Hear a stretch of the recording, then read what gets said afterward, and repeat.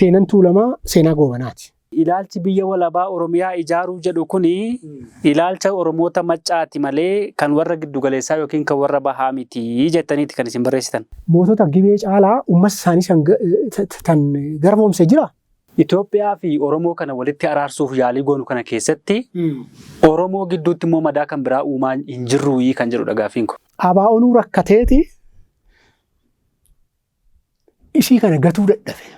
Oromoota Tuulamaatu dhaqee Arsii irratti lola lollee isaanii miidhaa kana irra geessise yoo jenne maal qabaatee dhufa? Walqixxummaadhaa qabsaa'uu odoo qabuu fottoqeetan biyya uuma jedhee yoo ka'uu of xiqqeesse jedheetan ilaala. Eessatti jedhame garuu waan akkasii kun jira? Eenyu faatu jedhamee rakkas goobana kan jedhame warra giddugala keessaati ABO keessa turani. Maalumaaf Hayilee Fiidaa kan ABO ta'uu dadhabe. Sirni kun kan Oromoos ta'uu danda'a yoo ta'e tokko maaliif wanti Oromoo fakkaatu keessa hin jiru jalqaba gaafa hundeeffamtu Itoophiyaan. Akii odoo Oromiyaa Riippaabilikiin successful ta'ee uumamee jiraate har'a akkatti naasofnu ta'a maaltu beeka. Eenyutu garboomse? Garboomfaman eenyutu garboomse? Eenyutu dhaqe? Isanatti isuma naa deebise. Eenyutu akkas godhe? Sirna mootummaa Itoophiyaa kan Abisiiniyaa ture. Eenyutu akkas godhe? Goobanaa fi raayyaa isaati. Goobanaaf Minilikiin adda baasanii ilaalan. Miti maaliif akkas jedhan seete? Seenaan gantummaa goobanaa akkitti himamu garuu achirraa ka'eetu hin taane waa'ee jalqaba ibsitan abbichuuf galaanirraa ka'ee abbichuu yoo akkas jette abbichuun akkuma jirtutti gantuudha. Galaan akkuma jirtutti gantuudha. Hin bal'ifnoonni Tuulamni akkuma jirtutti gantuudha jettee dhufte jechaadha. Akkasitu hin taane qabsoon Oromoota giddugaleessaa kun qabsoo warra Maccaatiin butame yookiin liqinfameera jettaniiti kan ibsan.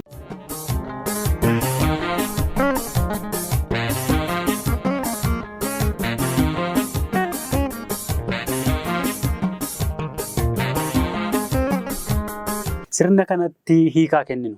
Sirni kun har'a dhaabannee yoo yaadne yoo haasofne sirna eenyuuti jechuu dandeenya. Fakkeenyaaf amma kana kan hin kaasuu barbaadeefanii waraanni waraanadha. Waraana kana jaju abbaa qaba. Fakkeenyaaf warri Ingilizii humnoota waraanaa Hindii itti fayyadamaniiru. Garuu yoo Ingilizii sun humni Ingilizii sun Hindii jalatti ajajamee waan dhufee fi uummanni dhaggeeffataati. Just tell me an individual, a single soul, nam tokko Hindi keessaa yookaan Afrikaa keessaa maarshaalii nama ta'e natti himi. Barasan. Amma isa tun taane sirna abbaa qabaa hannaan jettee fan jedhee bar kanaafuu duratti jaarsoliin ani sii lakkaa'e suni Amaaraa miti sirni garuu kan isaaniiti anin siin jedhe kanaafi bar ilaa jaarsoliin suni Amaaraa miti sirni garuu kan isaaniiti kanaaf akkas siin jedhe. Amma isa kana maaliif hin kaasne? Waa'ee Arsii fi waa'ee Calanqoof Aanolee waan kaasnee fi yeroo lolli warri Ingilizii fi warra Afrikaa kanas qabatanii uummata Hindii waraana Hindii keessaas qabatanii gaafa lola seenanii badii waraanni sun raawwatee fi uummanni Hindii ittiin gaafatamu.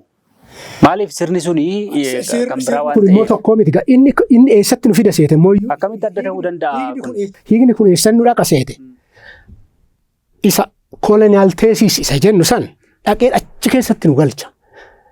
Hangafoonni keenya isa rakkataniiti hiika watti kennan koloniyaalizim jedhanii hiikatti kennan rakkoo kana daandumaa amma deemte kana deemaniiti koloniyaalizim jedhaniiti hiikatti kennan miti rakkoon jira uummanni waa baay'eetti dhalatee waa baay'ee ta'ee waa jenne kun ta'ee garuu hiikni isaa kanaa miti maqaatti barbaada hoo barbaaddan hanin jedhe kanaaf innaa sirni kuni kan jaraa qofaa miti hanin siin jedhe kanaaf. Sirni kun leetalloon warra Shawaa keessaa ka'ee dhiisiti warra Shawaan gamaa dhufe warra Gondarii dhufe warra Walloo dhufe blood chemistry nan lakkaa'oo jette jarri kun akka ati jettu kanaa miti. Baay'een isaanii ani akka carraa ta'u ani heredity of keessaa haa qabaatu hin beeku warri ittuu just powerful ta'e influential ta'e ba'an kuni uummata tokko keessaan dhalatan ani maal hin beeku. Uummata tokko keessaan dhalatan baay'een isaanii.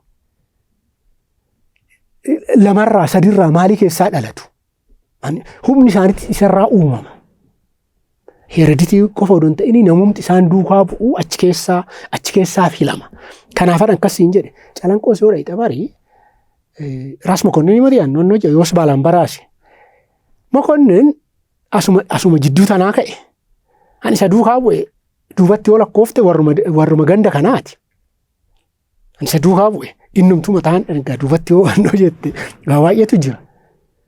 Innaa sirna kanaa abbaa haa kennu maqaattaa uumnu. Amma inni kun humti hiika akkamii moodeelii maaliif fudhachuu nu barbaachise? Maaliif kitaaba faranjii irraa dhaqnee moodeelii faranjii fudhannee taatee asitti taatee achi keessa galchuudha rakkan. Fakkeenyumaaf jechuudha. Amma fakkeenyaaf uummanni amma Ingilizii fi Hindii kan fudhanne Ingilizii. Si qofaa miti badhila. Si qofaa miti kitaabomti nu harkaa qabnu daandii sanii kan maaliif seete moodeelii ergii fudhatan. Moodeelii beekamaati yoo riisarchii hojjennu moodeeliin fudhanna tiyooriin fudhanna. Tiyoorii ergii fudhataniiti taatee asitti taate san daataa akka daataatti akka evidensiitti fudhatanii achi keessa inni galchuu guddina achi keessa galchanii akka inni ta'u godha akka inni ta'u akka hiikaasan argatu godhu rakkatan. Isa kana sirriitti gatta'anii itti yaadanii hubatanii rakkoo asiisan. Kontekstii inni keessa jiru hiikatti kennanii rakkoon keenya kana daandiin rakkoo kana keessaa baanus kana.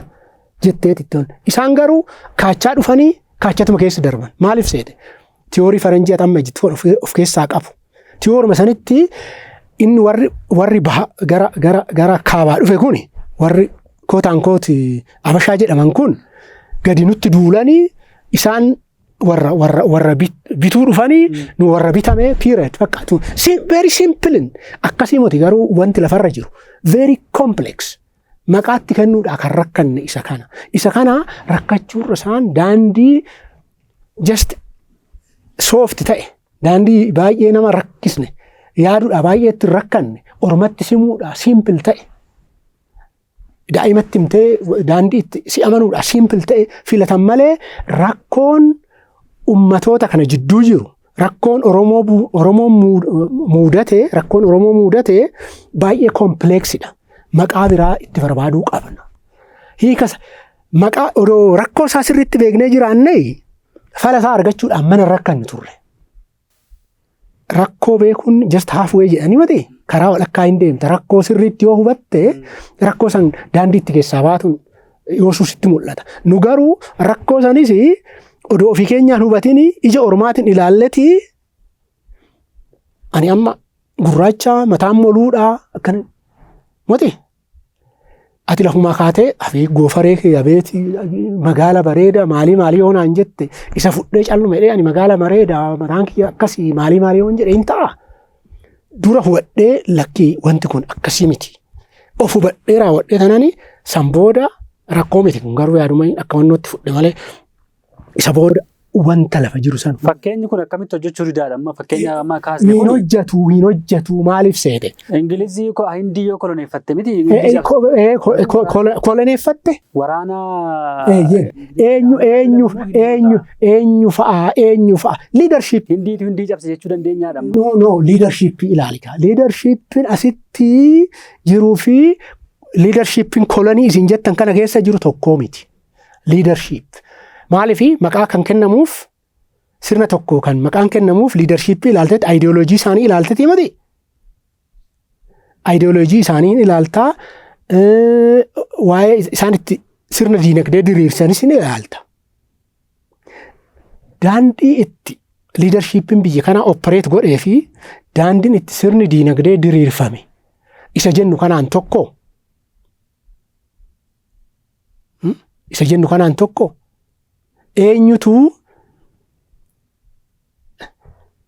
number one isan duratti siin jedhe san gara eenyutu amanee warra Afrikaati warra Hindiiti leadership positionii kan raayyaadha eenyutu kennaaf raayyaa ittisa biyyaa yookaan immoo loltuudha eenyutu kennaaf.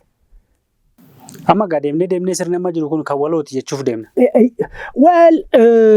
Maqaa biraatis si barbaaduu hin dandeessa. Garuu ani hiikni keenya sirrii miti itti yaadnudha malee ani reedimeed wanta ta'e akkas jechuu qabna.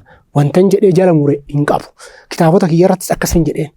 Garuu kan jenne kun gaafii itti kaasuu qabnaadha kan hubannoon kiyyaan.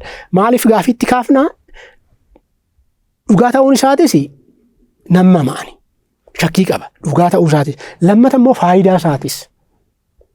Maal fayyade? Taateewwan kana daandii kanaan hiikatti kennuun keenya. Dhugaa ta'uu isaa akkamitti shakkitan isin amma isin qorataa seenaadha.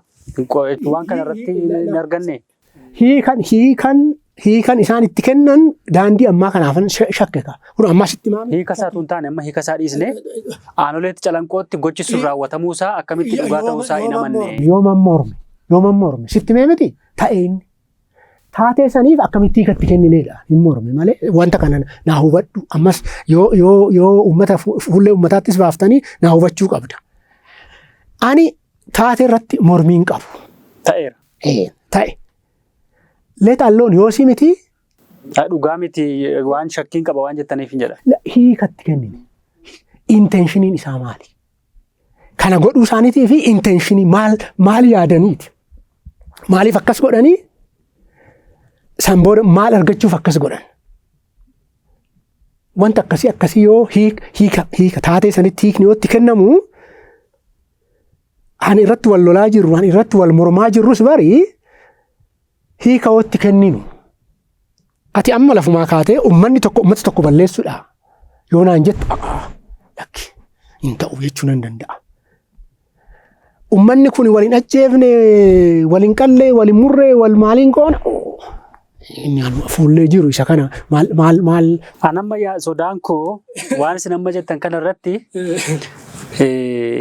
Itoophiyaa fi Oromoo kana walitti araarsuuf yaalii goonu kana keessatti Oromoo gidduutti immoo madaa kan biraa uumaa hin jirruuyii kan jedhu gaafiin koo. Fakkeenyaaf Oromoota tuulamaatu dhaqee Arsii irratti lola lollee isaanii miidhaa kana irra geessise yoo jenne maal qabaatee dhufa? Jalqabumaa seenaa maa daandii saniin hubanna. Jalqabumaa seenaa maaliif daandii saniin hubanna. Maaliif compartmentalized isa daandii ta'e saniin seenatti hiika kennina. Maaliif uummataa maqaa kennina daandii sanitti. Compartmentalized. Amma akkasii kan isin jettan waraanni baay'een isaanii. Compartmentalized wanta ta'e. Ilaa political power aangoo argachuudhaaf wanti kun an deemamu. Ilaa amma garboonfachuu jennu waa baay'ee haasofnaa yoo garboonfan. Mootota gibee caalaa uummata isaanii tan garboomse jira. Mootota gibee caalaa kan garboomse inni garuu hin himamu seenaa keessatti maaliif faayidaa hin qabu. Yookaan immoo iyyuu daandii ta'utti soft ta'etti himama. Miti? Akka gaarummaatti. Yookaan immoo akka gaarummaatti ittuu immoo iyyuu aki yoo nan dheeressa hoo jette jaalaluma waaqaa ta'eeti ijoolleen tun gama sanceetee jecha waaqaa dhageessee akka wangeela nuuf fiddu maalii jettee hiikatti kennuu dandeessa. Ijoolleen tun gurguramuun ishii gama geessee as deebitee wangeela fiduun ishii dhugaa miti? Inni dhugaadha. Isa kana hoo hiika kennitoo? Yoo barbaadde mootonni isaanii moototuma isaaniitu sabuma isaanii keessaa warra ba'e warra mootii ta'eetu yookaan immoo iyyuu warra aantee jirutu ijoollee tana qabee gurguree gamatti ergani akka saawwatti jettee wannu jettee hiikatti kennuu dandeessa. Amma kanumti qomana qabe barii as yoo gadi duulamu sabni tokko saba tokko balleessuudha. Saba balleessitee maalitti goota? Lafti maal sii godha? Siin gabbaru yoo siin jedhee hin rukutta. Siin gabbaru. Si jalatti hin bulu lakkan barbaadu yoo siin jedhee na jalatti bulii hin bulu. Na jalatti buliidha malee dubbiin barri odoo na jalatti bulii ta'uu hin baanne maaliif wal lolta? Na jalatti buliidha si jalatti hin buluudha. Nan balleessatan lafa kana qabxaa miti.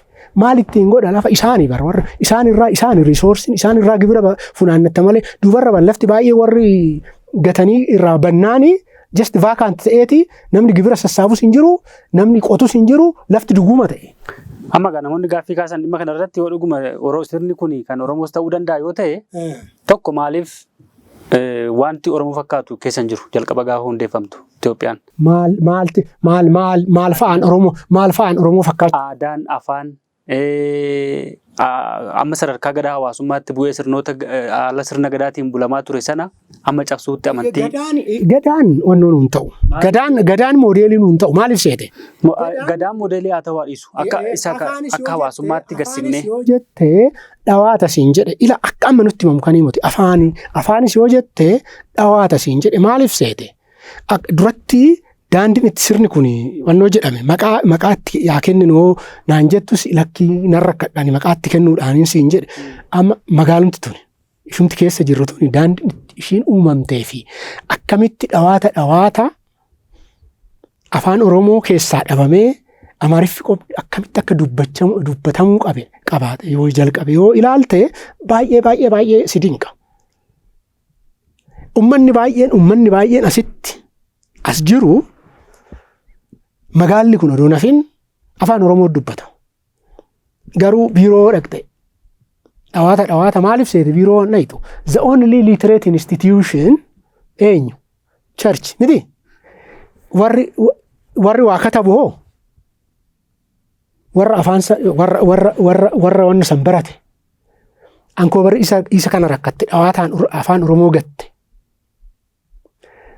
tunis dhawaataan afaan Oromoo gatte ittumooyyuu afaan biirokraasii qofa odoon ta'e afaan daldalaa ta'uu keessatti Oromootu dursa ture Oromootu baay'ata ture afaan daldalaa ta'uudha afaan diinagdee ta'uudha afaan Oromoo odoon dubbatin diinagdee maal hojjetta sitti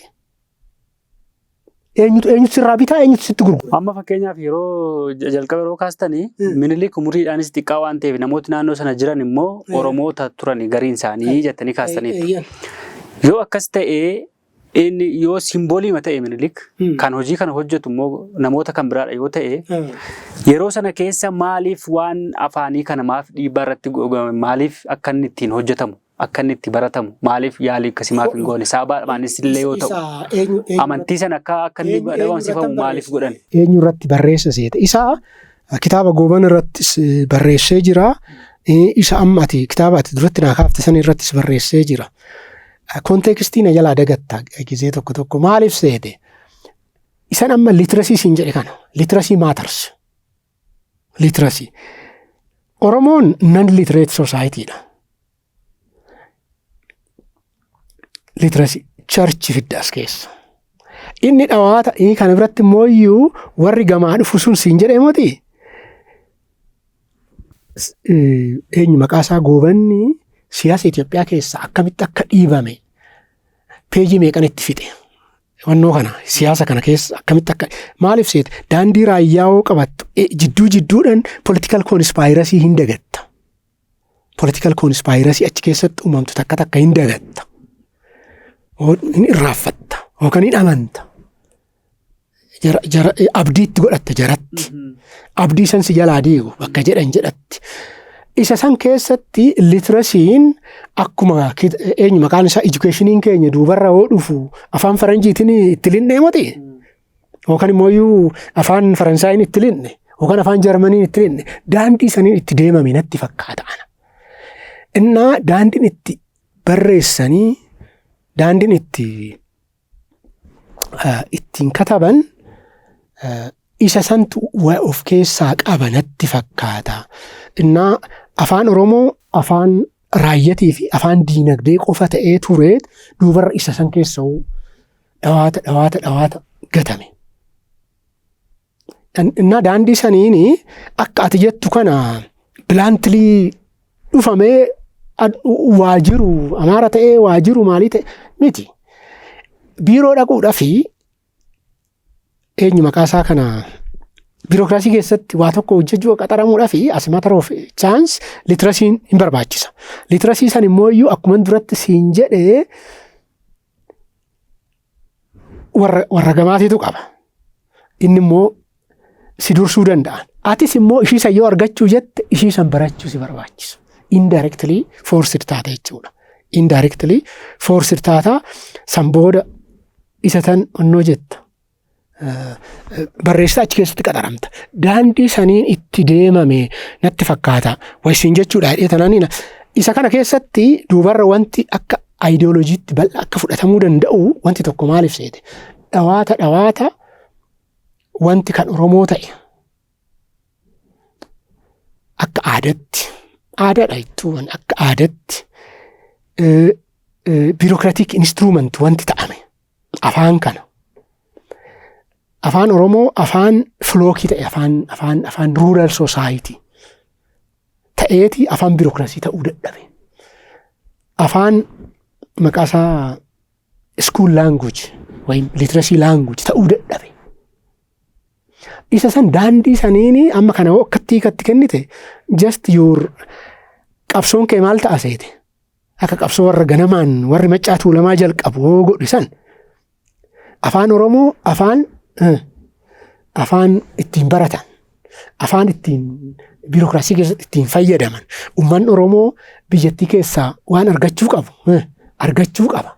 Dhiibame kunoo as sululta laalaa asitti odoo as ooluu miila duwwaa dhufa asitti qoraan gurgureet asitti kofota gurgureet harka duwwaa gala yookaan immoo asitti gurguratisan asitti dhugee gala dammaqsuu qabna.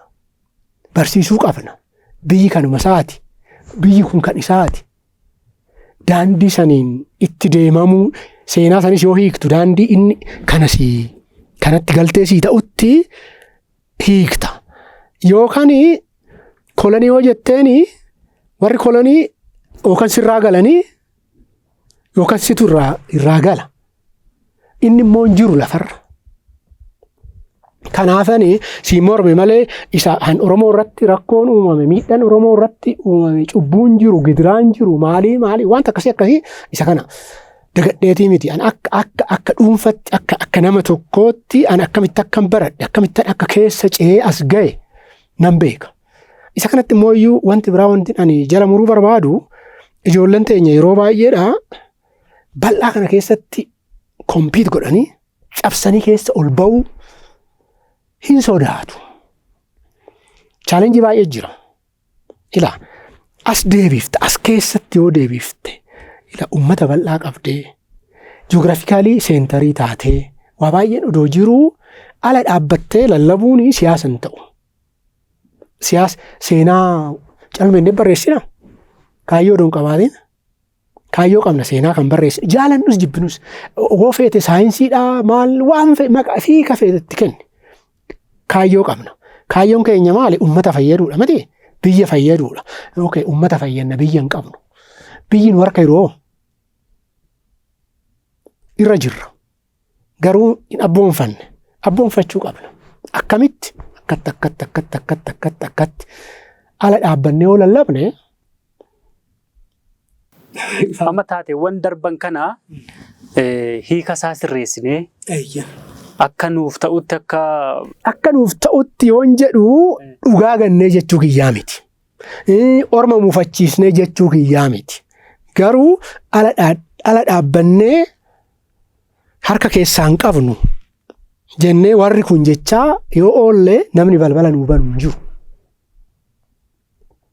Warri Abeebee Tufaa jedhee gurbichoo warri kun jedha ala dhaabbatee. Miti warri kun jedha. Balballi isaanii cufaadha. Garuu balballi banaadhaan arge onnuu irratti. Tole. Innaanii balbala baname sanii ala dhaabbatte warri kun hin jirtu. Warri kun jirtanii dhokfadhaa itteetumatti lixxa. Yoo si waan jiru wajjin onnuu jechuu dandeessu. Ani akka siyaasa keenyas akkasittan ilaala. Siyaasa woon akkasitti ilaaluun seenaa diina nuti ta'e kana seenaa summii nuti ta'e kana lakkii summii miti. Akkatti yoo ilaalle taatee hin wannoon jennu saayinsii ittiin seenaa qoratanis alan taanu saayinsuma san itti fayyadamne daandii kanaan yoo ilaalle kun hiika akkanaas qaba. Duratti biiftuun abboobaatiif sirriidha siin jedhe. Biiftuun jirti. Dhugaa namatti jireenyi ishee. Sirrii kiyyaan jirti moo sirrii keetiin jirti? Bakkuma dhaabanne anaaf sirriidha. Isiniifis sirriidha. Seenaa yoo hiikatti kenninus akkasitti waan akkasii of keessaa qaba. Adwaa irratti maa wallolla? Adwaa irratti Itoophiyaan injifattee Xaaliyaan injifatamte. Waraana eenyu fa'aatu lolee eenyutu maalii ta'ee maalii as deebineet wallolla. Maaliif wallolla seete? Faayidaa har'aa irratti wallolla malee seenaa taatee san irratti miti wallolla. Faayidaa har'aa kana immoo iyyuu seenatti yoo hiikatti kenninu akka nuu ta'utti kootaan koot. Explicitlyis ta'uu baatu implicitly akka nuu ta'utti yoo hiikatti kenninu achirratti wal'abna. Lakki Dachaasaa miti Biqilaadhaan dura aane. Dachaasaa dugda galee yoo dheessuun arge. Biqilaan fuullee galee yoo loluun arge yoo jettu nu lachuu duulle achi. Ani nan dheessee ati lolte. Garuu immoo seenaa immoo sintu himate yoo ta'e. Seenaa gootummaa immoo sintu himate yoo ta'e. Ati yoo seenaa sana ni mesii ani nan lolee Dachaasaa ni dheesseetta. Lakkiin dheessine. Yoo man dheesse kunoo akkatti jetteetii hiikatti kennita. Kanaafii mati fardeen tuulamaa maalii wanti jedhamu waan dhufe keessaa qabnaa. Keessaa qabnu immoo iyyuu calluma jennee duwwaatti miti kan kileem godhaa jirru dhugaan jira. Jidduu kanaa namni duratti gadi duuluudha akkasiin jedhe san ol duuluudhaafis baay'een isaa asii ka'ee mati asii yoo ka'u eessaa dhufa? Fardeen eessaa dhufti? Fardeen eessatti horti? Waa kana kanaatti itti kaafta. Loojikali. Yoos faayidaa argatta achi keessaa. Calluma itti ormi sitti hin kolfu maal jedhani? Calluma dheetii lafatti haasaasiin hin jedhan. Ani kanaafan siin jedhe malee isammaa taate irratti maal wal dhabna? Taate irratti namuu waliin dhafu. Qabxii seenaa kana irratti baay'ee haasofne. Daawwattoonni keenya asirraa hubannoo gaarii yookiin immoo kallattii biraatiin yaaduu akka danda'an yookiin immoo fala biraa barbaaduun barbaachisaa akka ta'e akka hubatan nan amana. Gama biraatiin wantoota isin kaastan seenaa kana amma jalqabas akkuma irratti haasofne haleelamuu yookiin miidhamuu irraa gara walqixxummaa yookiin immoo waltumsuutti akka dhufu waa'ee bilisummaa irraa yookiin immoo waa'ee adda bilisummaa jedhu irraati gara biyya dimokiraatoftuu waliin ijaaruutti gara sanatti akka dhufuu fi gabrummaa irraa immoo gara abbaa biyyummaatti akka deemu kan isin kaayyoo godhattanii hojjechaa jirtan seenaalee kitaabota adda addaa kan barreessaa jirtan. Seenaa egeree keenya ijaaru irratti hundaa'uu qabna kan jedhu sanarratti hojjechuu qabna kan jettan ni jira. Seenaan darbe kun amma madda rakkoo ta'eera mitiire jechuun seenaawwan darbanii amma nuti haasofnu kuni akka nuti deebinee yoo rakkoo sana deebinee haasofnu ta'eera akka nuti deebinee waa'ee isaa deebinee wal falminu ta'eera. Garuu immoo madda rakkoo kana gara furmaataatti akka inni dhufu yookiin immoo akka inni madda rakkoo ta'ee ittiin fufnee fi gara furmaataatti akka inni deemu ta'uu qabaadha kan isin jettanii barreessitan. Eeyyani garuu wanti tokko ammas irra deebi'ee ani ibsuu barbaadu maaliif seete atumtuu irra deebite. Seenaan keenya madda rakkootii miti. Maddi rakkoo keenya egeree keenya irratti wal dhabne. Egeree keenya irratti maaliifan akkasiin jedha seete. Itoophiyaa akkamitti barbaanna? Yoo jennu Itoophiyaa akkamitti barbaanna yoo jennu wadhakkaan keenya Itoophiyaa jedhamtu tanaan barbaannu jenna. Siyaa galu. Wadhakkaan keenya immoo iyyuu Itoophiyaa dimokiraatawaa taate barbaanna jenna. Wadhakkaan garasii immoo iyyuu lakki keessawuun qabdanii. Egeree san irratti lakki Itoophiyaa dimokiraatawaa taate hundi keenyaa harka keessaa qabnu. Amma dandeenyutti ijaara ishii keessattis maqaasaa kana just contribute hirmaannaa qabna. Hirmaannaa kana keessa hirmaannan keenya immoo iyyuu seenaa keenya keessatti sirriitti mul'ata. Duubatti deebitee maaliif goota seete? Seenaa taatee sanii hirmaannaa agarsiisa. Daandii saniin adeemnu seenaan rakkoo kan nutti ta'u kaayyoo irratti yoo wal dhabne. Isa kana warri siyaasaa irra deddeebi'anii haa hubatanii. Isaanumtuu amma gaaf tokko maal nuun jedhan seete. Isinumtuu warri seenatu kan irratti waliin galinnu maal jenneet irratti walii galla jedhan. Ani kan hin jedhu yeroo baay'ee kan walii galuu dadhabne seena irratti miti isa kanarratti kaayyoo siyaasaa keenya irratti walii haa gallu. Mee Oromumti mataan isaa maal barbaada? Oromoo mataa isaa maal barbaada? Biyya guddaa kana keessatti waan isaa malu argachuu barbaada? Moo kaan gatee garuu hunda fudhatee bahuu hin danda'u? Hunda fudhatee baanan hin ta'u. Moo ishuma hodhakkaa amma jechaa jiru tana fudhatee bahee kaan ormaa gatee deemuu barbaada?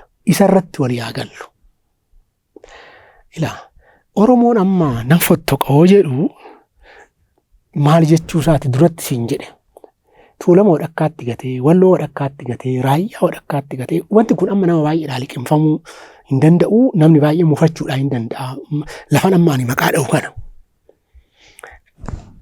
Goojjaam lafa baay'ee. Maaliif gata isaanii fudhatee biyya ta'uu hin danda'u?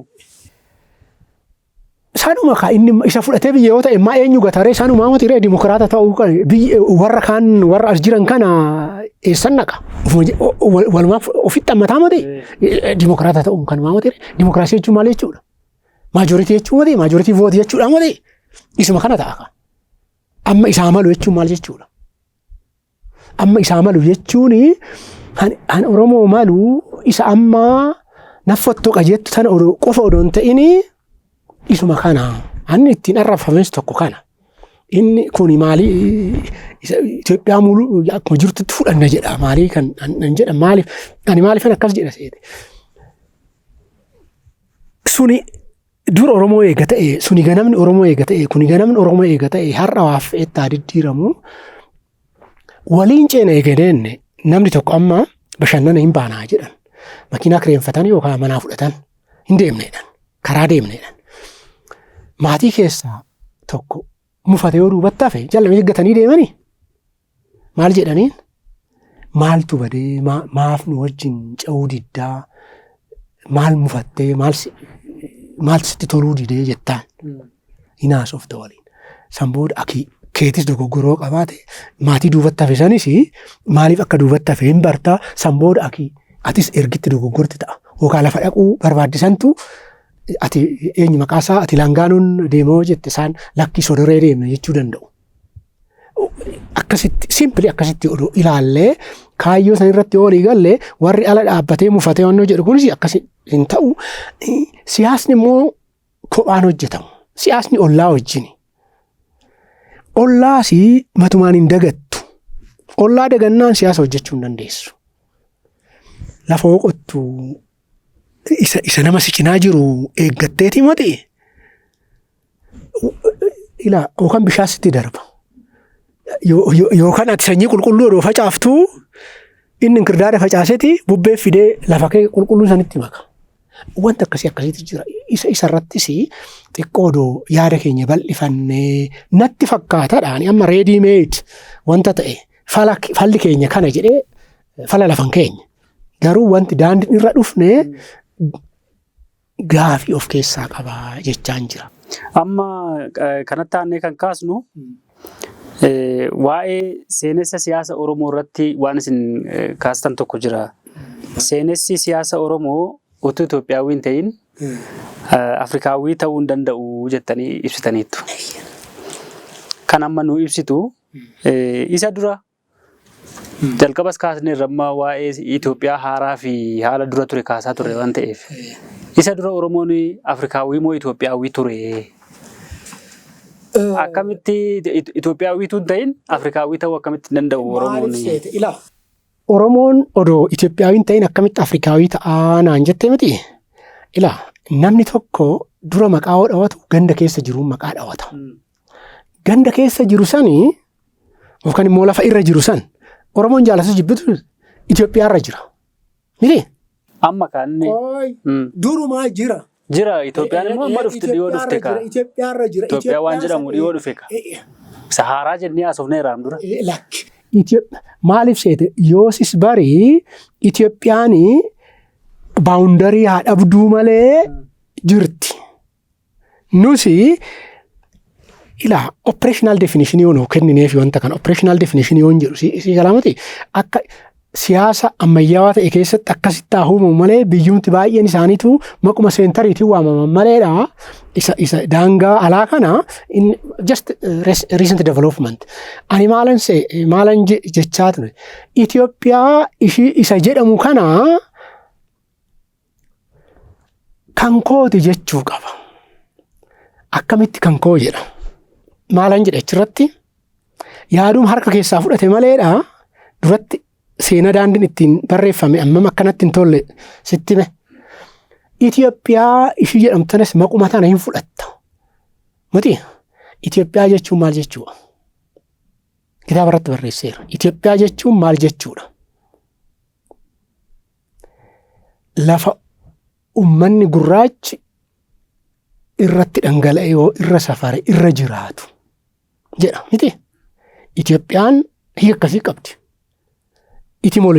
Etimoloojii maqaan ishii Itoophiyaa yoo jettu Oromoo maalii akkuma jettu san Itoophiyaa jechuun lafa ummanni gurraachi irra dhangala'ee jiru jechuudha. Nu caalaa gurraachi eenyu biyya kanarra dhangala'ee kan jiru eenyuuf dhiifna? Biyya kana eenyuuf dhiifna? Itoophiyuma jedhu kana eenyuuf dhiifna? Isa kanan kaase. Inni kun waa lamaaf si fayyada. Dhugaadhaas immoo iyyuu soofan qabu of keessaa. Amma kuushiif Itoophiyaa jedhamee tokkuma. Maaliif seete? Maaliif kuush jechuun wayyu ture garuu? Maaliif seete?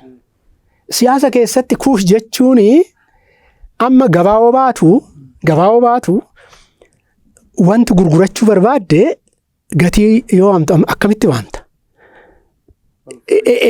Amma inni itti gurguramuu danda'u. Amma inni itti gurguramuu danda'u laaltati. Waamta. Yoo namus hin gaafanne calmeettee qoma obbuuftaa? Amma Itoophiyaa jechuunis kuush jechuunis Suudaan jechuunis tokkuma. Garuu jidduu kanatti kan baay'ee barame Itoophiyaadha. Isuma sanii dhuunfachuudhaaf abboonfachuudhaaf maaliif rakkanne seete?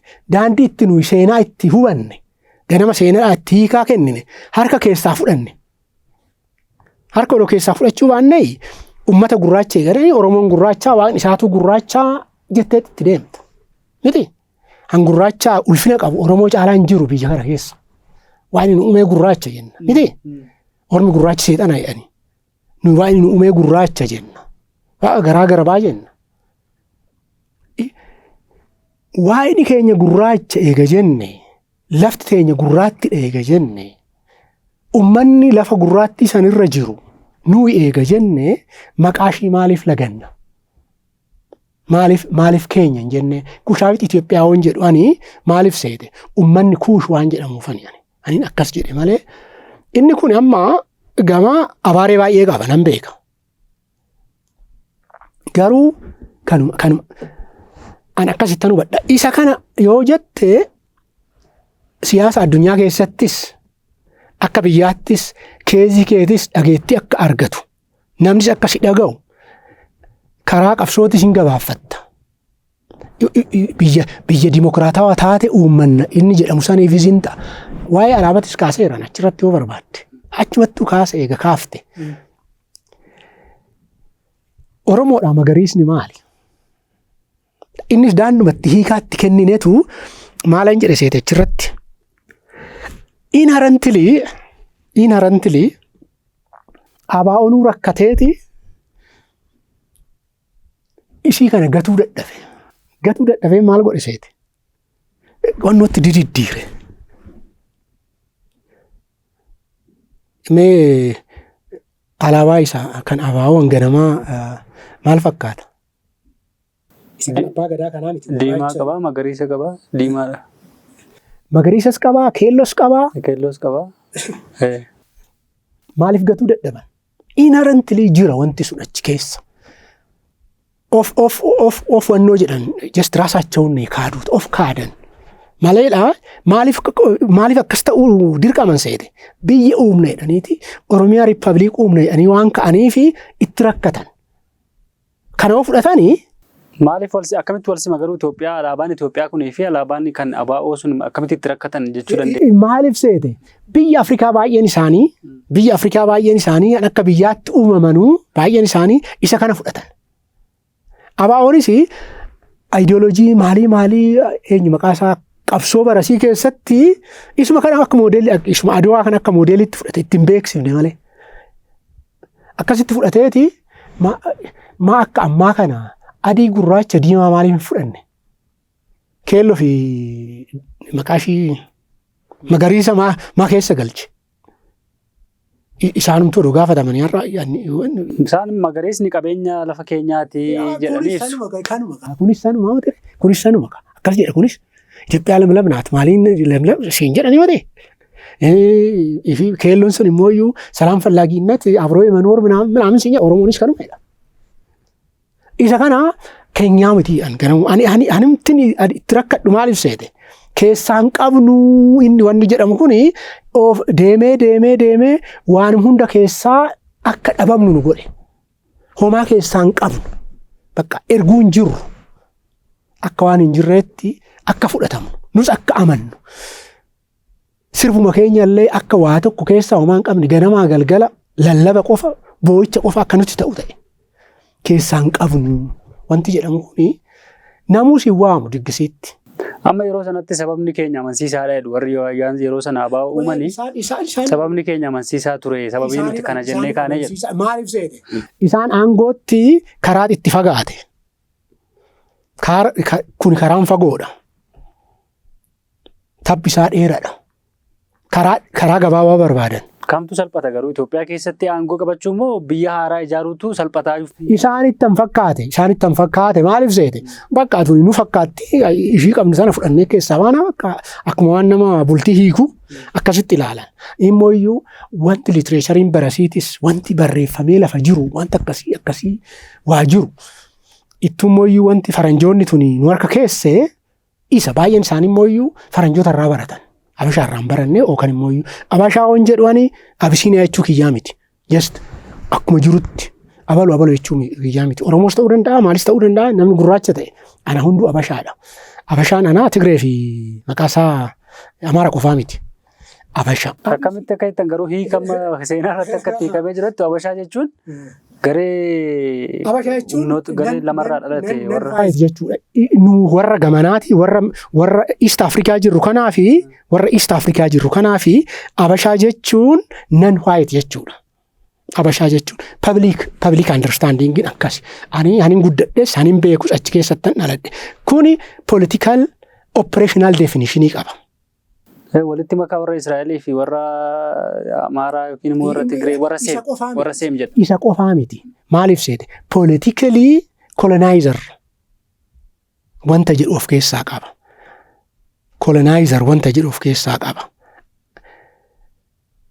Duubarra operational definition jechuun operation itti fayyadamnu abashaa jennu ani itti fayyadamaa jiru akka ummata nan white ta'aniitti malee akkasitti miti jechuu kiyyaa miti. Inni kun hubannoo keessan akkasitti fayyadamte jechuudha. Operational definition. Innaa faranjoonni biyyoota Afrikaa baay'ee isaanii akkasitti akka isaan of ilaalan godhan. Innaa ijoolleen teenyas hangafoonni keenya jechuu kiyya ijoollee teenya waan jedhu akka Oromootti just pioneers waan ta'aniif warra politikaatti ija banatan dura just qabsoo godhuu qabna. Oromoon rakkoo kanaa keessa jira falli isaa maali jedhanii fala sanii immoo iyyuu Oromiyaa Riippaabilik uumna jedhanii yoo ka'anii daandii isaan itti hubatan. Baay'ee isaanii uummatarraa odoon ta'in kan hubatan kitaabarraa hubatan. Kitaabni isaan irraa hubatan sun immoo iyyuu baay'een isaanii sorry to say warra nu jaalatu irraa himotiyan hubatan. Warra nu akka biyyaatti akka ummataatti wal keessa yaanee wal qabannee guddachuu akka barbaannu warra barbaadu irraa himoti kan baranne. Amma gaa erga kaasne waa'ee Oromootti gad dhufna amma waa'ee Itoophiyaa kana keessaa baanee walitti hidhata garuu sochii bara 1960mootaa turetu jira. Sochiin sun siyaasa amma mul'atu kana keessatti turning point wayiitii natti fakkaata kan yeroon yaadu. Sochii bara sanaa keessatti Oromoon hirmaannaa taasiseera. Sochii barattootaa, sochii qonnaan bulaa waan jedhamu kana keessatti jechuudha. Isa boodadha qabsoon bilisummaa Oromoo bifa jaarmiyaatiin socho'aa kan ture jedhameeti kan himamu. Jaarmiyaan sunis adda bilisummaa Oromoo dura waldaa Maccaa Tuulamaa ture. Adda bilisummaa Oromoo ta'ee achirraa qabsoon itti fufeedha. Isa booda akka sabaatti Oromoonis of baree aadaasaa, afaansaa, eenyummaasaa baraa isa kana guddifachaa deemee kan jedhudha kan nutti himamaa ture jechuun akkasitti beekna. Ilaalchi siyaasaa yeroo sana bocame kun haala amma jiru kana keessatti yookiin immoo hubannaa isin dhageessanii seenaa barreessaa jirtan kana keessatti miidhaa moo bu'aa fide siyaasni bara 1960mootaa qabsoo bilisummaa sabootaa dhale sun Itoophiyaa keessatti? Akka afaan guuttatanii barri tokko jechuun bu'aa baay'ee qaba. Bu'aa hedduu qaba. Miidhaa hedduus qaba mooyyuu akkasumatti.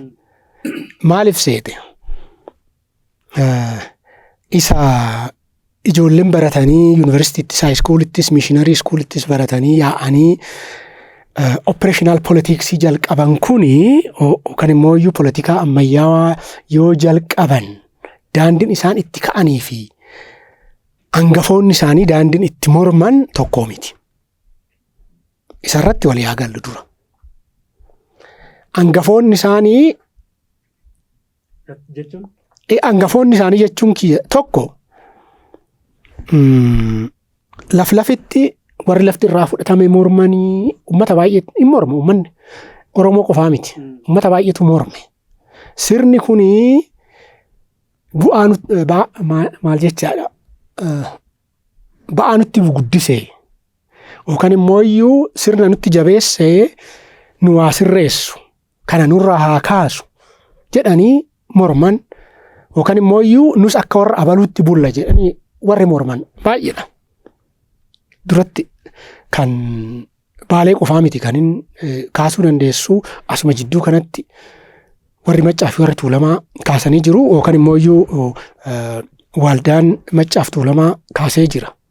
Isaan godha. Ijoolleen amma siin jedhu kun garuu isa sanii baakgiraawundiitti yoo fayyadamanii jarri kuni biyya isaanii uummachuudha. Uummata isaanii mobilaayiz daandiin isaan itti godhan maalii wanta jedhamu kana irratti akkuma duratti irra deddeebi'ee sii kaase gaafii qaba. Amma bu'aa fi kisaaraa isaati na gaafatte miti ati. Dhibbaaf dhibbatti bu'aa qofaa miti. Miidhaa baay'ees qaba. Bu'aan isaa guddaadha. Anuma beeknu hundi keenya. Ani amma har'a afaan guuttadhee akkatti afaan Oromootiin waa kana jechuun ijoolleen Oromoo akka fe'anitti haasa'uun isaanii afaan Oromoo waajjira keessa galee biirokraasii keessatti hojjechuun isaa waa baay'eedha. Akkamitti maalii inni waan bira. Gamee isa kana namni baay'eenis beeka waan ta'eef miidhaa isaa irratti nu xiyyeeffadha. Innaa siyaasa keessattis keessa ala jennu malee bari ishii jidduudhaafis lakkii ala dhaabbannee lallabuun kun nun baatu jidduma kileemii goonaa isuma waltajjii tana kileemii goonaa warri jedhan warruma duraan ala dhaabbatanii lallabansanii mate dubarraa maaliif seete Oromumtuu akka Oromootti warrumti jaarsolumtuu bar keessa warrumti ganama ka'animu jidduutti tana dogoggorree harka wayaa jalaatinis ta'u mana keessas ta'u tana dogoggorree ani karaatti agarsiisanii kileem godhuudha. Gara fe'anittaa ka'anii kaayyoo dogoggoruu isaa ta'a karaa ofittaa dheeressanii karaa dheeraa san keessattis waa baay'ee baratanii dogoggora isaaniirraayis waa baay'ee baratanii amma lakkii mee biyyattii tana abboonfachuun nu baachuu danda'a jedhanii waan garaagarannatti fakkaataa isa kanattis bu'aan isaa guddaa natti fakkaata. Ergiiwwan dhufne waa kana Oromoon akka Oromootti wal ilaaluudha. Ittummoo iyyuu Oromoon ba'aa, Oromoon kibbaa, Oromoon gamasiin kan gamanaa. Arsiin Wallagga beekaa, Arsiin Walloo beekaa, Shawaan isa san beeka ture akka ammaa kanatti daandii ammaa kanaan. Tuulamumti Macca beeka ture akkuma kitaaba kiyya irratti jedhetti Macci alaa, Macci ormaa. Waa isa kanaa irraanfachuu keessatti nuyi tokko lakkii waliin dhaabbannaa amantiidhaan akka carraa seenaa ta'ee gargaris taanu nu tokkuma wanti jedhamu warri Maccaaf Tuulamaa waldaanis kana waan jedhan natti fakkaata. Isa kana keessatti ijoollumti amma dhalatan qubee generation isiin jedhamu kun directly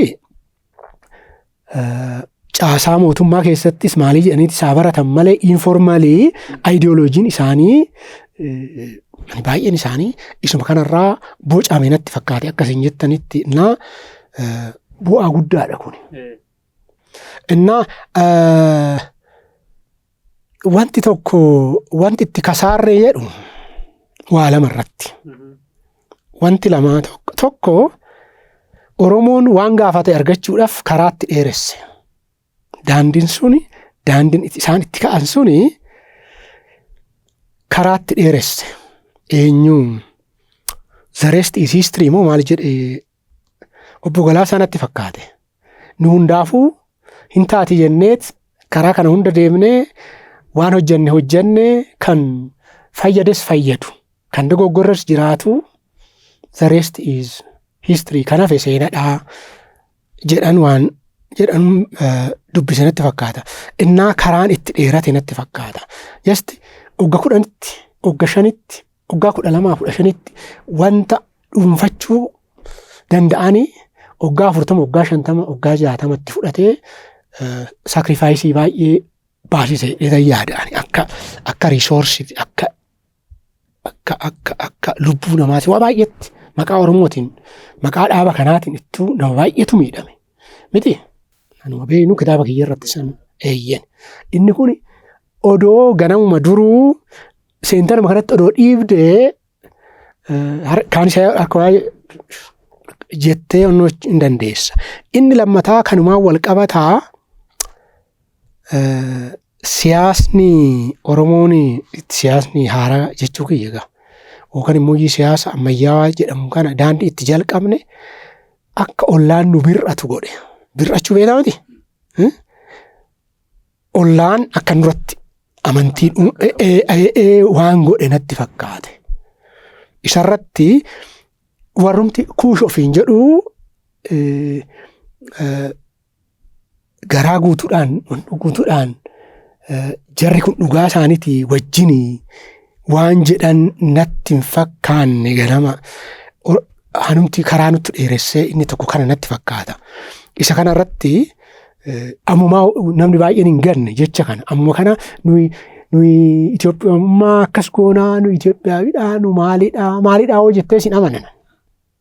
Inni kun xiqqoo wanta kasaarre natti fakkaata gaan beeku wanta karaa nutti dheeresse.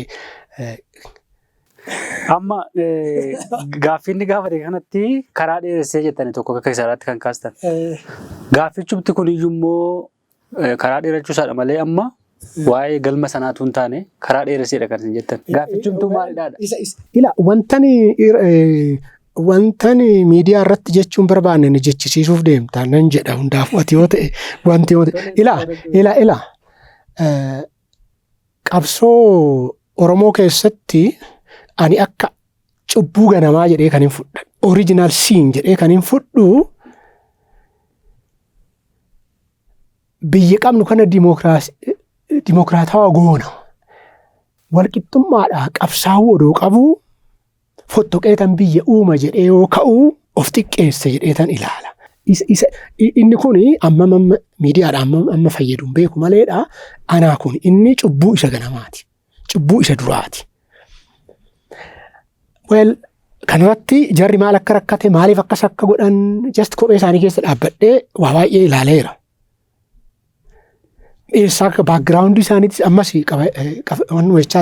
waa tokko akkas jejjechaatuman jira ilaale eessaa akka ka'an maaltu akka isaan dirqisiisee san akka jechuu danda'an Itoophiyuma jedhan kanaa hin beekanii seenaa biyyattii kanaa amman beekan ummata biyya kanaa amman beekan ummatuma Oromootu amman beekan yoo jette just in dhiiftaf just dhiisufuu hin dandeessa just excuse godhuu hin dandeessa malee. Inni suni ganamumaa akkas jedhanii ka'uudha kan. Sabni guddaan kuni Oromoon saba guddaadha jennee yoo fudhanne sabni guddaan kuni Akkamitti walqixxummaa gaafataa kan jedhu immoo gaaffii kan biraadha. Jechuun utuu saba ta'ee biyya mataasaa ijaarrachuutuu danda'u akkamitti walqixxummaa eenyu wajjin. Biyyuma sanii ani ilaa biyyuma sanii akka isaa ta'utti ijaaru walqixxummaa jechuun isuma bara wanta biraatii miti. Kanaan dura ilaa irra deddeebine malee akkamitti onnoo jenna malee yoo oroomsu maal godhe. Inni gaa jenne amma. Just isuma sani. Isuma kana amma isaa malu godha. Isuma sani. Maaliif seete? Of keessaa baay'ee qaba. Warra bobaasaa jala jiru san maal godha? Isaan amma Oromoo ta'aniiru miti. Oromoo ta'aniiru akka fedheen. Ollaa wajjin akkamitti bula? Siyaasa addunyaa jirus hubatteet daandii sitti tolu gootaa ani kanaafan hanin akkas jedhe. Seenaan yoo barreeffamu warra injifates seenaa barreessedha.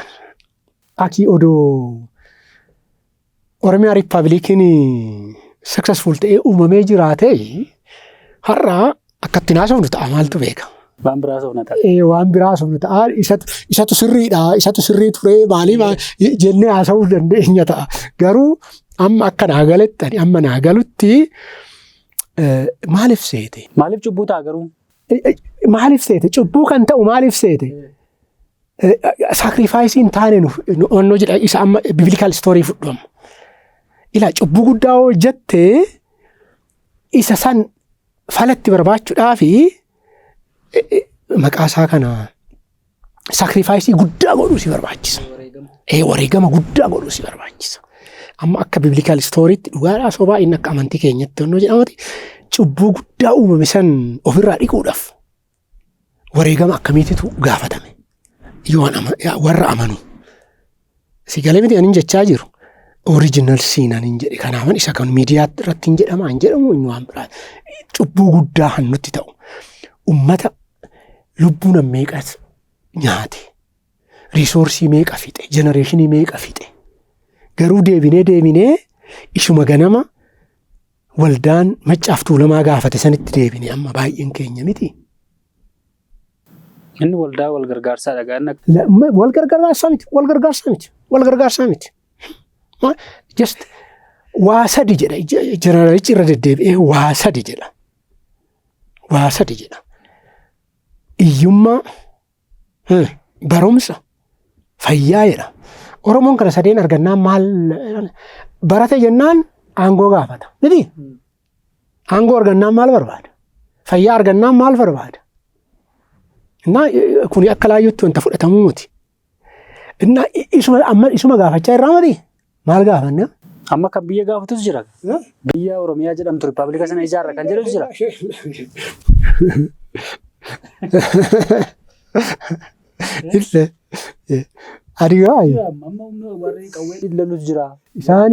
Isaan akkasiin jenne garuu fuulletti faanii isaan hin jedhanii maal jedhanii? Just self determination ishiin jedhamtu tun afaan Oromootti hiikamtu maal jedhan? Hiree murteeffannaa. Hiree murteeffannaa jedhanii Oromoo naa murteeffadhu jedhanii. Nu amma siyaasa eliitii taasifna malee siyaasa uummataati. Uummanni siyaasa just filachuu waan akkasiiti mati uummanni naannoo jedhu gaafa filate maal akka filatu hin ilaalla. Gadhiisati uummata gadhiisati waan akka filatu hin ilaalla. Yoo uummanni sun amma Riippaabilika Oromiyaa kana filate kan amma cubbuu guddaa cubbuu jettanii kaastan. Eliitiin daanduma saniin yoo jedhu uummata mobilaayiz goota.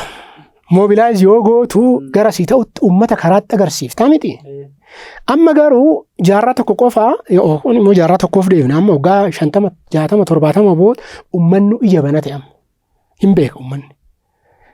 Baay'een dubbisaa, baay'een barreessaa, baay'een miidiyaa hin argaa, baay'een siyaasa addunyaa kanaatis biyyoonni akkamitti akka ijaaraman, uummanni akkamitti akka mirga akkamitti akka qabsaa'u, maal akka kaayyoo godhatanii ka'uu qaban uummanni har'a of harkaa qabnuu fi uummanni bara 1960 of harkaa qabnu tokko jedhee yaadu.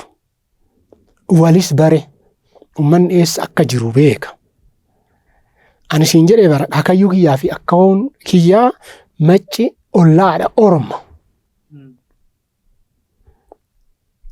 Amma amma obboleessa, amma saba, amma tokko. Innaa wanta akkasii waan jiruu fi kontekstiin Yoosii fi kontekstiin amma addaanii. Kanaafanii akkan hiikaatti kennetti taatee seenatiif akkan hiikaatti kennetti kileemiin sunii akka waan dogoggora guddaa ta'ee fi karaa kana nutti dheeressee saakrifaayisii kana hunda nu fudhachiisee kan hin jedhe. Kanaaf malee garuu sooshaal saayinsii kan sitti fakkaatu fi katti kenni taa'amoote anis garuu 100% absolutely likkiidha yookaan immoo sirrii kanaan ala dhugaan biraa jira jechaan jiru. Dhugaan koo dhugaan natti fakkaatu kana. Ati immoo dhugaa kee fidadhuuti hinaas. Amma kitaabicha keessatti addi bilisummaa Oromoo gara bahaatti bara 1965 akka lakkoofsa Itoophiyaatti gaafa hundeeffamu gaaffii walqixxummaa qabatee akka ka'e kaastanii booda keessa garuu biyya Rippaabilika Oromiyaa jedhamtu yookiin immoo biyya walabaa kan jedhamtu kun immoo bara 1968 magaalaa Finfinneetti warra korataa'etu sagantaa godhee raggaasisee jettan. Warri 65 lakki asirratti siin afachu maalan jedhe seete. Achirratti waa'ee Taaddasaatiitu ka'e. Taaddasaanii ganamumaa yoo asittis yoo ka'u waa'ee walqixxummaatii fi kan mormaa ture duubarras ijoollee warra poolisoota fi warra wotaaddarootatu duubaa jaas jedheenii siyaasa bal'aa kanatti galche malee inni Oromiyaa Rippaabilik wanta jedhu of harkaan qabu hin beeku jedheetan ilaalani. Akkasittan hubadha. Hubannaa koo qofa. Hubannaa san keessatti immoo iyyuu achi yoo gara baa eenyu lafti suni maqaa Harargee keessaa lafa wayii maqaadhaan eenyu ishiin lafti sun Galamsoodha. Galamsoo ture. Galamsoo jiru sanii ijoollee achi jirtanaan wal arga. Marii hin kennaaf. Taaddasaan odoo inni keessa jiraachuu baatee ijoolleen tun ganamuma sanuu eenyu maqaa isaa ishii manifeestoo isaanii sanirratti Oromiyaa Rippaabilik jedhaniituma ganamuma sanuu barreessanii turanii beekatuma itti dhiisan natti fakkaataa hin jedhe. Kan itti dhiisan immoo iyyuu Taaddasaanis ijoolleen jidduu kanaatis jiranii warri waan waliin jiranii fi beekatuma bulfatanii dubbii tanaa. Duubarraa hogganama moo hoggaa meeqa qofa as dhufanii General Assembly asitti waamanii himate eenyu sagantaa isaanii yookaan immoo political program isa jedhamu kana kan mirkaneessan. Achirratti isa kaan sannan dhabe garuu ishii ganama jedhan sanii afaanumaan akkasiin jedhan inni duraa kanaa kun kan lammataati siin jedha baay'een isaa malee isa barreeffamee lafaanan dhabe. Wayifuu nu dhoksan ta'aa ani kanaafan mamii akkasiitan achirra kaa'e malee shakkii achirra kaa'e malee afaan guuttadhee garuu ofishaalii kan beeynu isa asitti magaala kanatti mirkaneeffantu hiree keenya ofiin murteessinaa qofaa miti biyya Oromiyaa uumna jedhee akka inatti fakkaata. Isuma kana ammoo iyyuu waan sodaatanii maal godhan seete ijoolleen waa baay'ee hin beekaniif tokko. Akka warra bahaa warra islaamman qofas akka hin jenne ijoollee miishinarii qofas akka hin jenne maal godhanii isa nama jidduu kanaa dhalate asii dhalate Arsiitti eessatti guddate isa dura taa'aa godhan. Magarsaa Bariin natti fakkaata isa dura taa'aa godhan. Garuu just heavy hand hanqabu duuba sanii eenyu sitti fakkaata siyaasa irratti waa hundaan hunda beeku ideoloojii kan waa hunda kan godhe ittuu. Kan gara siyaasaa, kan gara lolaa warra bahaati. Kan siyaasaa eenyu harka ture? Baaroo harka ture. Baaroon immoo akkamitti akka uumame, akkamitti akka yaadu eenyu hin beekta. Innaa kanaaf gurbichi dura jidduutti onnoo jedhee ajjeese jedhamu kun maa irratti wal dhaban? Maa irratti akkas ta'e? Waa baay'eetu gaafii baay'ee jira. Inni kun kan miidiyaa. Akkamitti hubattu akka seenaatti waan darbee waan ta'eef. Ila isa sanis ani ijoolleen jidduu kanatti dhalattee rakkatte natti fakkaata. Isa maaliif seete? Oromiyaa Riippaabilik uumuu kana baay'eetti rakkatan natti fakkaate. Warri ijoolleen Tuulamaa tuni. Maaliif seete? Seenan duratti siin jedhe sun keessa jira. Isa sin dhaga'an hin arganis. Kanaaf immoo maal jedhaman isaan baay'een isaanii maqaatti moggaasanii miti eenyu jedhanii isaaniin ijoollee jidduu tana itti makamtoo isaan xiqqoo mee dubbii tana akkana nama jedhu kana mee xiqqoo haa ilaallu yoo isaan jedhan maal jedhaniin goobana jedhanii miti akkas jedhanii ni miti. Yaa inni warra giddu galaa qofa miti kaa nama hunda akkas jedhama. Lakki baay'een isaanii maaliif seete? Fakkeenyaaf leencoos goobana jedhamaa ture. Duraan inni maaliif seete? Inni nama ganama ija banate kanaaf. Inni hunda isaanii warra siniyerii ta'an keessayii nama ganamaan ija banate. Hireen Oromoon kophaatti of ilaalee falan argatu. Akkuma kaaba Afrikaatti dubbii kana bal'ifnee haa ilaallu nama jechuu jalqabe. Kanaaf inni durumaanuu akkas ture. Kanaaf warra giddugala irraa dhaqe qofa miti kan goobana jedhamaa ture kan jedhu kan kaase. Garuu isinii warra jaarsa sanirraa dhalate jedhanii maqaatti kennan ijoollee ishoonis akkas jedhanii turanii miti. Eessatti jedhame garuu waan akkasii kun jira. Eenyu faatu jedhamee akkas goobana kan jedhame warra giddugala keessaati abaaboo keessa turanii kan booda. Innumti ani amma maqaa ijoollee tokko akkatti dha'uu nan rakkadha. Innumti gurbiinchumti dubarra beekaa haa ta'uu dhukkubsatee haa ta'uu nama san kootaan ammas mirkaneeffannee. Badhoo jechuudha. Garuu amma obbo Leencoon nuun jedhanitti amma Profeesar Mararaan nuun jedhetti gurbaan sun maaliif tokko isa kan akkas jedhama. Innaa hiriyoonni isaanii jiran warri ijoolleen amma maqaa isaanii tokko lama jedhee dha'uudhaan nan rakkadhu ganamaan duraan natti himtee raatte ilaalladhee dhufuun. Isa amma fakkeenyaaf goota jedhamee nama barnoota siyaasaa baratee seenaas barate waan ta'eefi nama immoo barnoota siyaasaa barsiisuufuu dirree bahaa dhaqee achitti ture waan ta'ee jedhamee malee goobana jedhamee maqaa isaa takkaa ka'uun arginu. Liitireecharii baay'ee oduu dubbiftee hin argatta kana. Ittuu ijoollee gara ma'isoonitti madaqan. Ma'isoonii fi ABO'n baay'ee walirraa fagoo miti hin beekta. Warra ma'isoonitti madaqan. Icaat turanii kun ma'isoonitti kun immoo iyyuu ABO'tti madaqanii baay'een isaanii garuu tumsaa baaroo duukaa bu'aniiti ABO'tti madaqanii jidduu sawwaa jirti. Ani hundaafuu iyyuu ijoolleen hireen keenya Itoophiyaa keessatti fala argata warri jedhan baay'een isaanii okaa Hayilee Ida'atee dabalatee akkas waan jedhaman natti fakkaata. Ittumooyyuu baay'een isaanii akkas jedhaman. Innaan akkasittan ilaala kanaafani. Tole amma mee waa'ee goobanaa xiqqoo ishee itti dabala. Waa'ee goobanaa jechuun amma waa'ee gantummaa goobanaa jedhamee jechuun namni gaafa goobanaan amma maqaa arrabsoo ta'etti ture. Isa kan akkamitti kaastu? Seenan duratti seenaa Tuulamaa sitti meesan. Seenan Tuulamaa almost goobanni maqaa waan dhaameefin akka fakkiitti fudhe malee seenan Tuulamaa seenaa goobanaati. Bakka inni akka ripireezentaatiif naa ta'uuf fudhe maleedha. Seenan goobanaa seenaa Tuulamaati. Siyaasa ammayyaa biyyattii kana keessatti Tuulamni akka goobanaatti fudhatame. Akkasittan ilaala maaliif seete? Taatee goobanni godhe waan goobanni raawwatee miti ana amma ani mormii qabu. Daandii itti gochii goobanaatii hiikni itti kenname. Isa ila haafin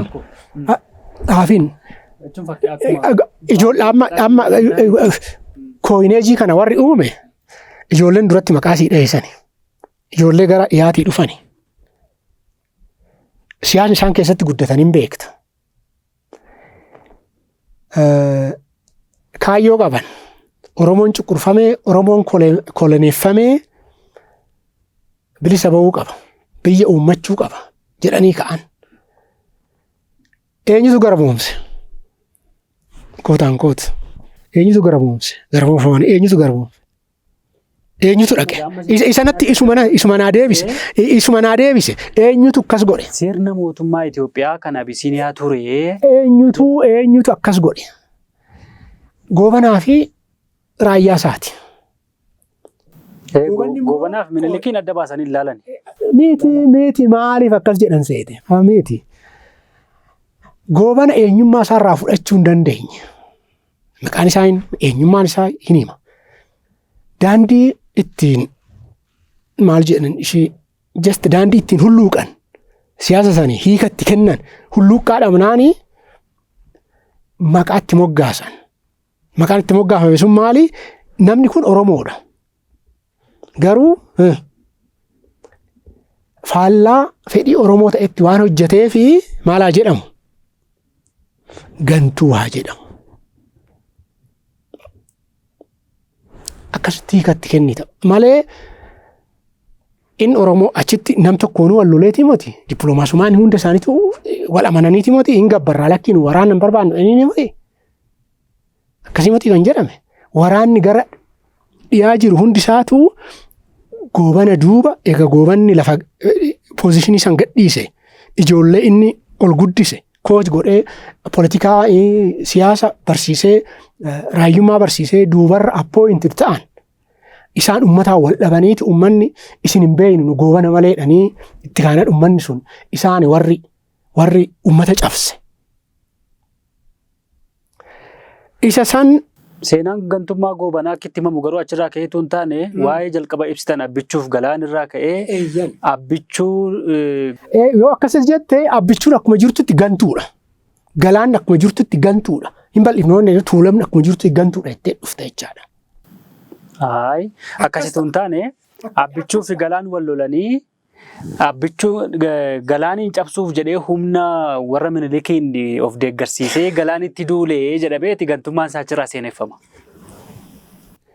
Akkasii miti. Hundi isaaniitu ganamaa jalqabee just positionii barbaadu. Political power barbaadu. Political power barbaadesan immoo by hook crook bitaanis mirgaanis yoo yaabbatan walgeenyi koorumaa akkasitti itti deeman. Innaan ani akkasitti anu badha. Goobanni yoo gabbarsiisu sirni kun kiyyeedheeti bara. Kiyyeedheeti malee Oromoon cabsa. Maqaa isaa kana sirna amaaratanii kootaan koota. Sirna abaluutti fe'a. Abaluun cabsa. Jedheetii moti kan baayogiraafii isaatti saniin barreesse jechoota isaa hanbarasiitis nan geerarsa isaa dhaadannoo isaa baras waa baay'een dubbise. Akkasii miti. Maatiin itti keessatti guddadhe. Jaarsolii yoo sitti himan lafana itti guddadhe akkasitti miti goobanna nu hubatamu. Hamma waa'ee ilaalcha biyya walabaa Oromiyaa kanarratti ilaalchi biyya walabaa Oromiyaa ijaaruu jedhu kuni ilaalcha Oromoota maccaati malee kan warra giddugaleessaa yookiin kan warra bahaa miti jettaniiti kan isin barreessitan. Maalirraa kaatanii akkas jettanii fakkeenyaaf amma warra adda bilisummaa Oromoo hundeesse keessatti namoonni warra maccaarraa hin taane yookiin immoo warra wallaggaarraa hin taane yookiin warra lixaarraa hin taane jiru. Maqaa isaanii eeruu dandeenya. Maaliif seete isa kanas orienteeshinii kana eenyutu fidee jettee yaadda dura orienteeshin ani yoo barbaadde kan hin jedhee fuula daandiin itti jedhee dhaabbata yookaan immoo waajjira yookaan maqaa isaa kana waldaa maccaa fi tuulamaa fi maccaaf tuulamaa waldaa gargaarsa. Waldaa isaa ijaarame ijoolleen maccaa erga dhufanii yuunivarsiitii galanii maalii jedhanii isa keessa erga harka naqatanii waldaa san kaayyoo hin uumameen ala baasaniitii isaafis sababatti ta'anii ofii isaaniitiifis akkas ta'anii orienteeshinii akkasiitan barreessa. Kan biratti immoo Ijoolleen garasii dhufan baay'een isaanii ala jechuun isaanii ganamuma jalqabee durumaanuu Itoophiyaa hin abboonfanne kana kanaafi jedhan faaktarii baay'een achi keessa kaa'e. Garuu waa'ee Oromoo kaaftu rakkina Oromoo kana hiikuudhaaf dhaabbanni jiru inni guddaan isumatti maxxantee isumatti hiikteti mee akkana wayya akkas wayya jetta akkuma duubarra ijoolleen ganama siin jedhe abaawun xiqqoo garaa hanqannaan waan qabatanii mee kanuma daandii nuu ta'utti sirreessine itti maxxanan san akkasumatti fakkaata. Inna orienteeshiniin kun immoo iyyuu ganamumaa gizee Xaaliyaaniin biyya Itoophiyaa koloneeffatte. Orienteeshiniin kun jira Suudaanitti makamneet gaafa Ingiliziin Suudaan gadhiifte nus akka biyyaatti baana jedhanii baay'een isaanii Kaartuum amma ga'utti deemanii wanta akkasii haasaanii jiru. Isa kana immoo anaa miti kan jedhe. Inni kun konfedereeshinii lixaa jedhamee. Yaani Profeesar Hizqi'eel kan jedhe isaan saayit godhe. Inni kun immoo iyyuu ijoolleen itti aantu. Warri isaanitti aanee dhufe kun immoo isa kana orienteeshinii kana qabu. Isa san fidanii ol dhufanii hin jedhe.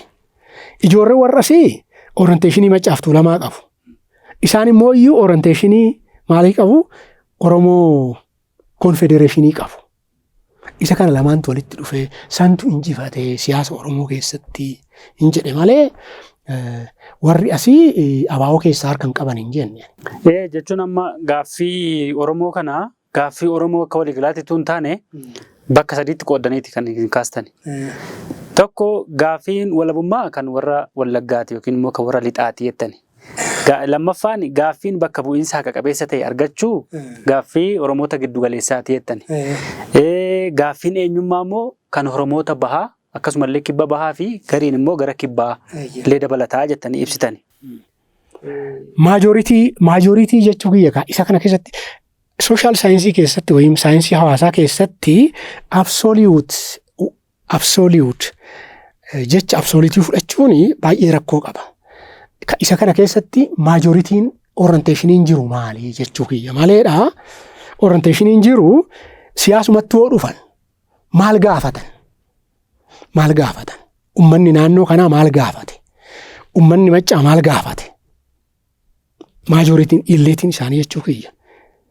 Maal gaafatan? Warri bahaa maal gaafate? Warri dhiyaa maal gaafate? Warri jiddu galeessaa maal gaafachaa turan? Sanumaan dura. Akkasitti fudhanna malee absoluut jettee inni kun kan warra kanaati. Tarii qoqqooddaa ta'ee namni kun akka dubbisa waan ta'eef. Maajoritii yoo fudhattu isa baay'een isaanii yoo fudhattu siyaasatti yoo deemanii orienteeshinii isaan sammuu keessaa qaban yookiin immoo iyyuu kun keezii Oromooti jedhanii wanti baay'een warri barate wanti warri influenshaal ta'an wanti isaan sammuu keessaa qaban kana natti fakkaata. Tole namni amma kitaaba kana dubbisu qoqqooddaa uumaa jiru jedhee yaaduu waan danda'uu fi inumaayyuu immoo qabsoon Oromoota giddu galeessaa kun qabsoo warra Maccaatiin butame yookiin liqinfameera jettaniiti kan ibsan booda gara. Kanaaf namni kitaabicha dubbisu tarii kitaabni kun qoqqooduuf yookiin immoo waan biraaf barreeffame jedhee yaaduu waan danda'uu fi maal yaaddanii akkamitti akka barreessitaniitu xiqqoo isheen hojjetan. Isa seensarratti jedhe seensarratti maaliifan akkasitti dhufe seensarratti eessatti akka dogoggorre hubannee karaatti akka deebinuufi lafti itti dogoggorre lafa kana jechuu kiyya. Duratti seenadhaa hiikootti kenninu gara ta'utti hiikna malee sobaa mitii kan hin jedhe sobuun qabnu kan hin jedhe kanaafi. Hiikaa'uun itti kennu. Duubarra wanti rakkoo nuti ta'ee isa kana walitti fiduudha. Biyya kana kan baatu, uummata kana kan baatu Oromummaadha yoon jedhu Oromummaa amma warri alaa hiika biraatti kenne kan odoon ta'ini Oromoon akka Oromootti of ilaaluu kan qabu yaada sadeen wal cinaa yaa'u kana walitti yoo makate ittumooyyuu kamtu irra nama baata? Kamtu irra nama fayyada? Jettee miizanarra keessee isa madaale yoo fudhattu ittumooyyuu kamtu karaa funyaan adalaasii godha jettee yoo ilaalte isa kamtuu jedhee tanaan isaan yeroo saniif kan medaallii kaasee baay'een isaanii kan itti yaa'an isa kan ijoolleen maccaa fidde sanitti yaa'anii miti. Isa sananii lakkii achitti odoo isa dhaabbatanii ilaalanii turanii litirasii irrattis immoo wal darban oduu haasofnu. Siyaasa kana hojjechuu irrattis wal darban. Ijoolleen garasii dhufte baay'ee litireetidha, baay'ee beekanii baratanii baakgiraawundi isaaniittis immoo ilaaltu wanti isaan warra garanaa kanatti attach of godhan xiqqoo sitti laafa. Warra kamitti? Warra jiddugaleessaa, warra gubbaa maalii kanatti daandiin isaan itti attach of godhanii sitti laafa. Akkamitti akka guddata. Social construction bar namni nama eenyutu isa uuma. Akkatti dhalattee moti akkatti uumamte akkatti ol guddatte eeyyen. Ijoolleen tun daandii maal dhagaa guddatte maal barachaa guddatte. Isas duubatti noo jetta. Duubarruma erguma dhufaniiru maal nuun jedhan. Political orientation isaanii propaganda isaanii keessatti maaltu irra deddeebi'amee jedhama. Uummata Oromoo akkamitti hubatan. Wanta akkasii kana hoo ilaaltu siyaasa irratti siyaasni isaanii sirriidhaa sirrii miti waan biraati. Siyaasa irratti isaan baay'ee cimoota. Isa san ijoollee kaan hin liqimsan. Isaan jala naqaman. Leadership isaanuma fudhatee waa baay'ee isaanuma fudhatee anuma beekamu. Ijoollee bahaatiin maaliif wal dhaban? Maaliif gargar ba'an? Innaa wanta akkasii jira. Amma xiqqoosee waan tokko wanti wal na jalaa dhooftee waan jirtuufi xumurraati. Amma yaada kana liidarshiippiin isaanii yookiin immoo namni waan kana uume yookiin immoo yaada biyya walabaa Oromiyaa jedhamtu kana namoonni waan kana jalqabarraa kaasanii uumanii baaroo faati haa jennu yookiin immoo warra lixaarraa dhufedha haa jennuuti. Kanaaf deemee ilaalchi kuni ilaalcha ijoollee achii ta'e booda isaantu liqimsee jedhameeti jettaniiti kan ibsitan mitire. Garuu seenaa keessatti immoo yeroo kaasnee haasa'aa turre waa'ee Minilikiif waa'ee Goobanaa gaafa kaasnu Goobanaadha kan Minilikidha kan waan kana hoogganu yookiin immoo kan waan kana qabatee ittiin deemaa ture. Garuu immoo booda immoo kan hunda keenyaati nutis keessaa qabna jettanii ibsitanii. Akkamittiin inni kan Minilikii fa'aa Goobanaa fa'aa kan Goobanaan fa'aa Minilikiin jalatti hoogganamanii sochii gochaa turanii. Aggaammin keenyaa galee asumatti. Tole tarii yoo ibsuu baadhee. Maaliif seete? Ani duubarra abaa'oon kan maccaa qofa hin jenne. Abaa'oon kan maccaa qofa hin jenne. Akkuma sirni shawaa kan amaaraa qofa hin jenne. Garuu imbiriyoo baayoloojii keessatti imbiriyoo beektaa mooti ishiin niikuleesiin dura uumamtu sun ankoobarritti kan uume eenyu yoon jedhee kitaaba kiyyarratti yoo jedhu eenyuun jedhe garmaamidhaan jedhe. Garmaameen amaaraadha. Imbiriyoo.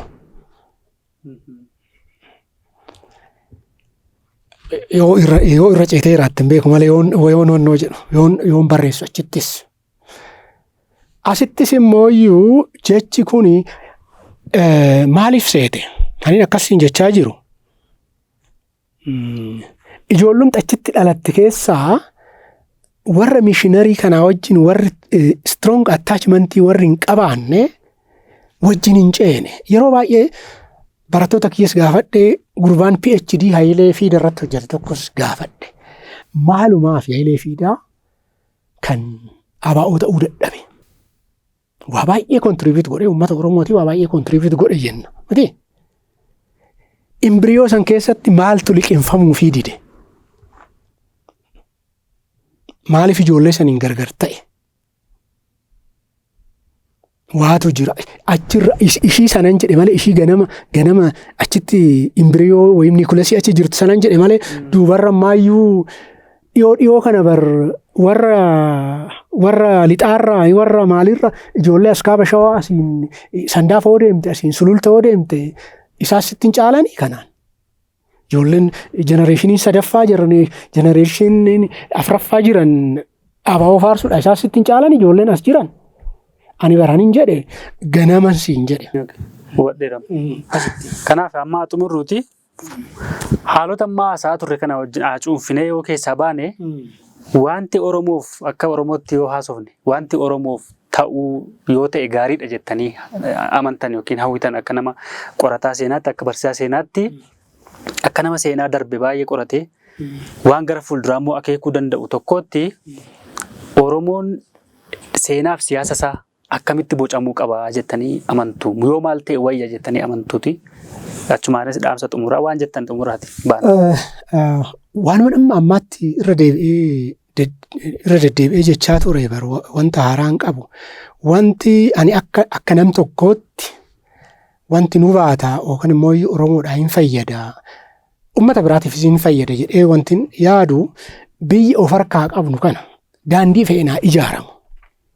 Biyya guddaa kana of harkaa qabnaa, uummata guddaa kana of harkaa qabnaa, riisoorsii guddaa kana of harkaa qabnaa. Kana keessatti Oromoon ammam akka gahu hin beeknaa. Isa kana dimokiraatawaa akka ta'u. Oromoon waan isaa malu as keessatti argachuudha odoo qabsaa'ee karaanis hin gabaabbataa fi faayidaa guddaas hin argata. Isa kana hoo godhu immoo ollaa birrachiisee ollaa rifachiisee odoo hin ta'in ollaa wajjin akkamitti akka bulu ollaa fayyadee ollaarraayis fayyadamee ce'uutu nu baata.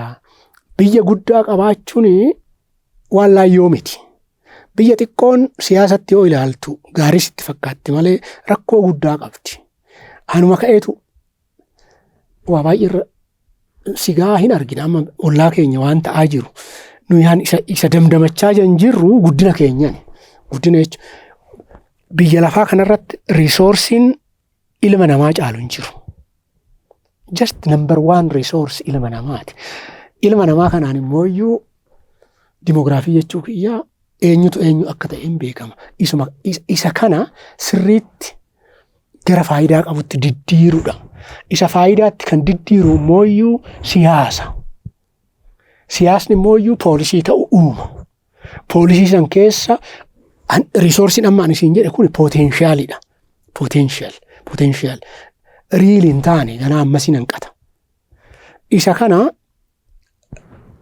isa dhugaatti diddiiraniiti odoo deemanii faayidaa guddaa qaba jedheetan yaada.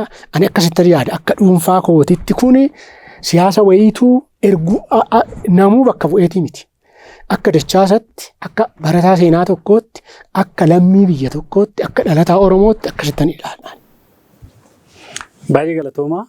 Yaada keessan yaada bal'aa akkasii yeroo dheeraa fudhattanii nu ibsuu keessaniif akkasumallee nu kabajanii keessummaa keenya taatanii waan dhiyaattaniif baay'ee guddaa godheen isin galateeffadha. Fayyaa ta'a. Anis yaamii keessanii baay'een isin galateeffadha. Ulfaadha. Kabajamtoota hordoftoota keenyaa qophiin keenya har'aa kan Dr. Dachaasaa Abbabee waliin taasifne kan haga ammaati. Dr. Dachaasaan akkuma jalqaba irratti ibsine qorataa seenaa fi barsiisaadha.